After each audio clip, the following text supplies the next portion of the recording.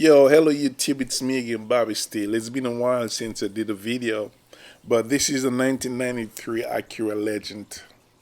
We were working and thinking of replacing the timing belt. In the middle of replacing the timing belt, we observed that the camshaft position sensor, it's melted. Everyone say, hey, that's a normal thing for the sensor to be melted, even though we had no issues with the sensor. But we figure out while we're replacing the timing belt, we should just go ahead and replace the camshaft position sensor, because if I leave it like this and then it start acting up, then I have to remove all, really a lot of work to replace the timing belt on this car. The camshaft position sensor that we're working on, so we just figure out we should change it while we're doing the timing belt. All right, peace out, Bobby.